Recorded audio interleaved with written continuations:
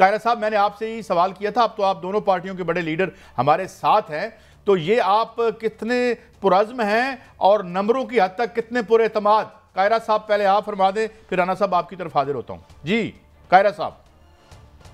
देखिए काजी साहब, गुजारिश है कि राना साहब आपको ज़्यादा बेहतर रोशनी डालेंगे, लेकिन आप तीनों ही माशाल्लाह, और भट्टी साहब तो बड़ी दूर की कौड़ियाँ निकाल के लाते हैं।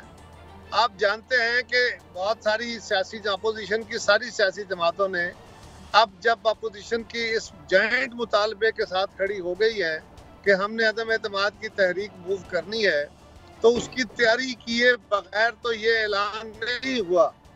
किसी एक जमात के साथ अगर ऐसी सूरत हाल होती कि उसके आने जाने से हमारी सूरत हाल खराब हो जाती तो ये अच्छा ना होता, लेकिन एक इबहम पैदा हुआ मुनीस इलाही साहब के बयान से। वो भी कल उनकी जमात की मीटिंग के बाद उन्होंने अपना फैसला करने का इख्तियार चौधरी परवेज इलाही साहब को दिया है, और उन्होंने हमसे जो वादे किए थे, जो बातें की थी, वो अपनी जगह अमानत है। दूसरी तरफ MKMB और जहांगीर तरीन ग्रुप भी, इसके अलावा भी कुछ ग्रुप्स ऐसे मौजूद हैं जो इस वक्त अवाम के गैज़ो गज़ब को, अवाम की मुश्किलात को देखते हुए इस डूबते हुए जहाज से उतरने की कोशिश में है।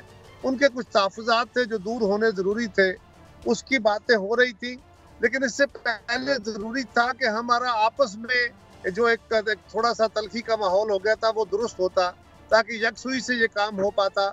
और अब आपने देख लिया कि सारी जमातें इकट्ठी हुई हैं एक दूसरे, और इंशाअल्लाह ताला ये बड़ा मुश्किल काम था यकीनन काफ लीग और मुस्लिम लीग नून का इकट्ठा होना, लेकिन वो भी हुआ, और हमें पूरी तवक्को है, और हम ये समझते, एक तो ये है कि हम यकीन से हैं कि इंशाअल्लाह हम ये तहरीक अदम एतमाद कामयाब करेंगे।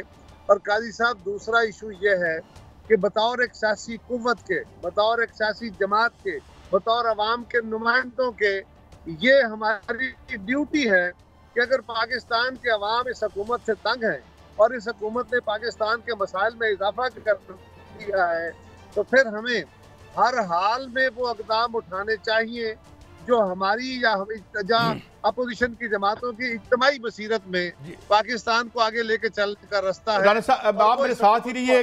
कायरा साहब, आपसे बहुत आपके प्रेशियस व्यूज़ हैं, मगर हमें एक और अहम शख्सियत जनाब राना तनवीर हुसैन, मुस्लिम लीग नून के स्टाल वार्ड हैं। बड़ी साहब, मैं सवाल पहला किए देता हूँ, बड़े पुरुमीद हैं राना साहब, कायरा साहब, और आप कितने पुरुमीद हैं, और कब तक हम समझें कि आप टेबल कर देंगे नो कॉन्फिडेंस? जनाब राना साहब। काजी साहब, मैंने कायरा साहब को सुना है, मेरा ख्याल है उन्होंने बड़ा अच्छा आपको ब्रीफली बता दिया है कि जो इस वक्त सिचुएशन है, ये मामला जो हैं बड़े सेंसिटिव होते हैं, क्योंकि हमारे पास जो नंबर हैं वो पूरे तो नहीं हैं, लेकिन हमें दूसरों की मदद की ज़रूरत है। जो हुकूमत के एलाइज़ हैं, इत्तेहादी हैं, या उनके अपने MNAs हैं, लिहाजा डिटेल्स में जाना कि किस तरह के मामला गुफ्तगू हो रही है मुलाकातों में, या क्या मामला तय पा रहे हैं, तो मेरा उसमें जाना मुनासिब नहीं। अगर हमारे और पीपल्स पार्टी के, क्योंकि हम भी मुख्तलिफ पार्टीज़ हैं, या JUI, अगर उनसे मिल के हमारी तादाद पूरी होती तो शायद हम आपकी बात जो है वो साबित कर देते कि जी ये हमारे पास नंबर है। लेकिन अभी तक उनको डिस्क्लोज़ करना, उनके मतलब बात करना मुनासिब नहीं है। लेकिन इतना मैं कह सकता हूँ कि पुरइत्माद हैं, पुरुम्मीद हैं, और बड़ी मुस्बत तरीके से चीज़ ये लेके चले हैं, और इंशाल्लाह इसमें कामयाबी होगी।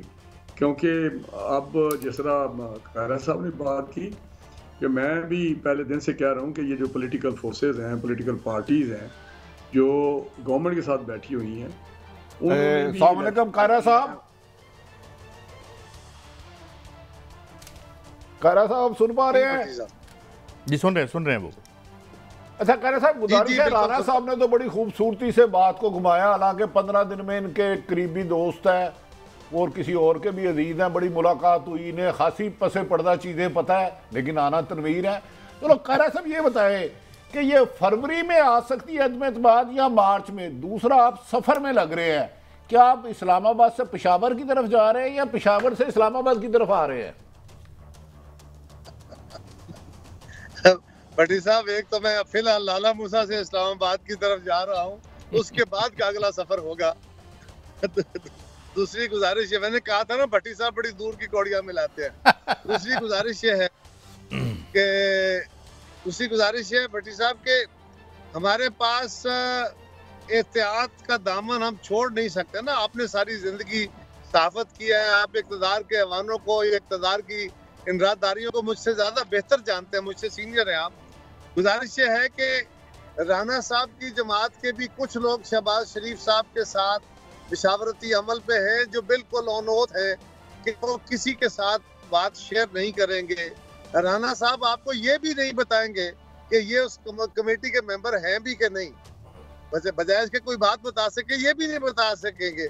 इसी तरह हमारी जमात की भी सूरत हाल है, और ये क्योंकि बड़ा सेंसिटिव मामला है, हुकूमतों के खिलाफ अदम एतमाद करना यकीनन मुश्किल काम होता है। लेकिन हमने ये बात मैं आपको तसल्ली से कह रहा हूँ, होमवर्क मुकम्मल किया हुआ है, आगे बढ़ते दूसरा रास्ता, और हम यकीन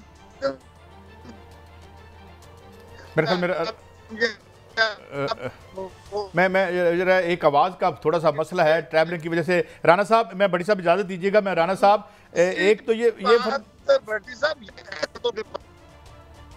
कायरा साहब, अब फिर हम दोबारा मिलाता हूँ आपसे, आपकी आवाज़ ज़रा थोड़ी सफ़र की वजह से। राना साहब, ये लॉन्ग मार्च से पहले हो सकता है टेबल करना?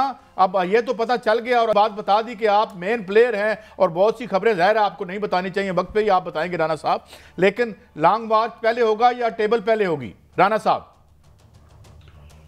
देखिए, मुझे तो उम्मीद है कि ये लॉन्ग मार्च 23 मार्च वाला जो है वो शायद ना उसकी ज़रूरत पड़े, लेकिन मैं एक आपको आज बताना चाहता हूँ कि ये जो टाइम की बात होती है, इसमें बहुत सारी फैसला करना है कि कौन सा टाइम मुनासिब है। लेकिन एक मैं आपको यकीन से कह सकता हूँ कि ये मई से पहले गवर्नमेंट इंशाल्लाह चली जाएगी। मगर राना साहब, आपने जिस तरह कहा ये चली जाएगी, मगर आज मई से पहले कह रहे हैं राना साहब, मई कब से पहले कह रहे हैं आप? सॉरी, हम सुन नहीं पाए आपको। मई से पहले चली जाएगी। तो राना साहब, आपकी बात तो जिनसे हुई है वो मार्च और फरवरी है, ये आपने दरिया दिली से मुझे लगता है 2 महीने हुकूमत को दे दिए हैं। नहीं, मैं इसलिए कह रहा हूँ जरा आप फिर मई पे फोकस कर रहे हैं ना, आप मार्च को छोड़ देखिए, हमारी तो नजर आप पे है, क्योंकि आपकी जहाँ नजर है हमारी भी कभी कभार नजर उधर चले जाती है, तो हम आपसे रहनुमाई ले रहे हैं। भट्टी साहब, जिस तरह कहना साहब ने कहा, आपसे बेहतर चीज़ों को कौन जानता है, आपको हर तरह की खबर है। लेकिन इंशाल्लाह मैंने पहले जो मेरा पहले था हिस्सा मेरे स्टेटमेंट का, वैसा 23 मार्च की शायद ज़रूरत ना पड़े, लेकिन मैंने एक आपको चीज़ बताई है, आप देख लें आने वाले दिनों में इंशाल्लाह ताला। आप उस पर मैं तो ऐसी बात नहीं करता जिस तरह कल को कहेंगे जी आपने ये कहा था। इंशाल्लाह ये होने जा रहा है, होगा। अच्छा राना साहब, आप शामिल थे जो काफ लीग से आपके जो मुज़ाकरात हुए हैं, 14 साल के बाद जो मुलाकात हुई है, मगर जो मोनस अलाई साहब का बयान आ गया उससे तो बिल्कुल एक यू टर्न की सिचुएशन बन गई। जो कॉन्फिडेंस नज़र आया था कि नून और काफ एक माजी में वापस जा सकते हैं, एक रिलेशनशिप बनने लगा है, तो वो मोनस का बयान आप क्या समझते हैं? वो कॉन्शियसली एक बयान आया कि उनकी कोई उससे वो बयान क्यों दे दिया फिर उन्होंने? देखिए, मैं तो कुछ नहीं कह सकता, वो कैबिनेट का हिस्सा हैं, प्राइम मिनिस्टर के साथ कैबिनेट, पार्ट ऑफ कैबिनेट, उनकी कुछ रिस्पॉन्सिबिलिटी है, जिम्मेदारियाँ हैं जब तक वो वज़ीर हैं। लेकिन एक बात मैं आपको बताऊं कि मैंने भी यही कहा है कि जब हम मिले हैं तो वो एक ब्रेक थ्रू था। 14 साल बाद उनके साथ हमारी मीटिंग हुई है, बैठे हैं, खैरियत दरियाफ्त की, हमने बड़ी अच्छी चाय पी, और डेफिनेटली करंट सिचुएशन में बातें होती हैं, लेकिन ऐसी कोई बात नहीं थी जिससे मैं कह सकूं कि जी उन्होंने ये कहा वो कहा। वो उस पर बात नहीं हुई। अगर मोहन सलाई ने बात किया तो वो कल की बात थी, परसों की बात थी, लेकिन आज क्या है, परसों क्या है, हफ्ते बाद क्या है, वो आपके सामने आ जाएगा।